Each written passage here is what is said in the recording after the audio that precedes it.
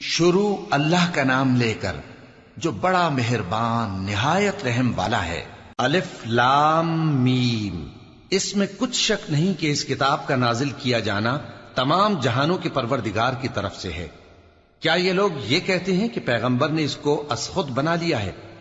نہیں، بلکہ وہ تمہارے پروردگار کی طرف سے برحق ہے، تاکہ تم ان لوگوں کو ہدایت کرو جن کے پاس تم سے پہلے کوئی ہدایت کرنے والا نہیں آیا، تاکہ یہ رستے پر چلیں۔ اللہ ہی تو ہے جس نے آسمانوں اور زمین کو اور جو چیزیں ان دونوں میں ہیں سب کو 6 دن میں پیدا کیا، پھر عرش پر جلوہ افروز ہوا۔ اس کے سوا تمہارا نہ کوئی دوست ہے اور نہ سفارش کرنے والا۔ کیا تم نصیحت حاصل نہیں کرتے؟ وہی آسمان سے زمین تک کے ہر کام کا انتظام کرتا ہے، پھر ہر کام ایک روز جس کی مقدار تمہارے شمار کے مطابق 1000 برس ہوگی اس کی طرف رجوع کرے گا۔ اسی شان کا ہے وہ خالق جو پوشیدہ اور ظاہر کا جاننے والا ہے، غالب ہے، بڑا مہربان ہے۔ وہی جس نے ہر چیز کو بہت اچھی طرح بنایا، یعنی اس کو پیدا کیا اور انسان کی پیدائش کو مٹی سے شروع کیا، پھر اس کی نسل ایک قسم کے خلاصے سے یعنی حقیر پانی سے بنائی، پھر اس کو درست کیا، پھر اس میں اپنی طرف سے روح پھونکی اور تمہارے کان اور آنکھیں اور دل بنائے، مگر تم بہت کم شکر کرتے ہو۔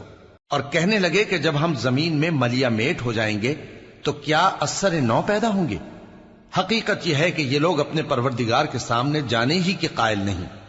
کہہ دو کہ موت کا فرشتہ جو تم پر مقرر کیا گیا ہے تمہاری روحیں قبض کر لیتا ہے، پھر تم اپنے پروردگار کی طرف لوٹائے جاؤ گے، اور تم تعجب کرو جب دیکھو کہ گناہگار اپنے پروردگار کے سامنے سر جھکائے ہوں گے اور کہیں گے کہ اے ہمارے پروردگار، ہم نے دیکھ لیا اور سن لیا، تو ہم کو دنیا میں واپس بھیج دے کہ نیک عمل کریں، بے شک ہم یقین کرنے والے ہیں۔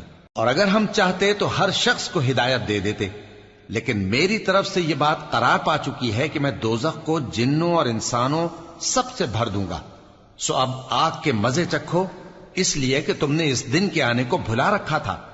آج ہم نے بھی تمہیں بھلا دیا ہے، اور جو کام تم کرتے تھے ان کی سزا میں ہمیشہ کے عذاب کے مزے چکتے رہو۔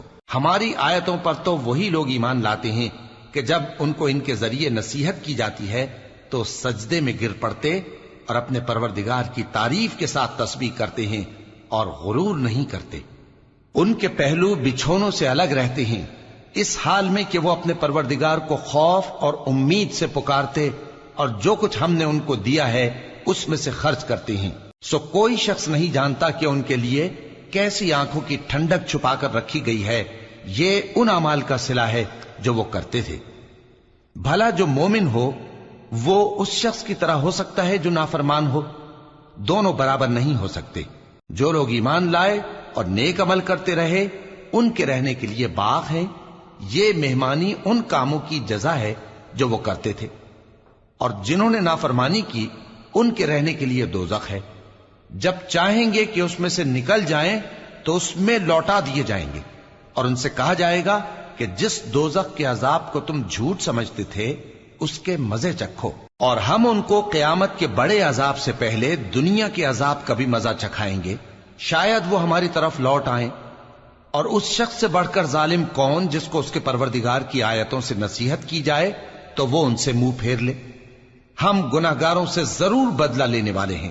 اور ہم نے موسیٰ کو کتاب دی تو تم ان سے ملاقات ہونے سے متعلق شک میں نہ ہونا، اور ہم نے اس کتاب کو بنی اسرائیل کے لیے ذریعہ ہدایت بنایا تھا، اور ان میں سے ہم نے پیشوا بنائے تھے جو ہمارے حکم سے ہدایت کیا کرتے تھے، جبکہ وہ صبر بھی کرتے تھے اور وہ ہماری آیتوں پر یقین رکھتے تھے۔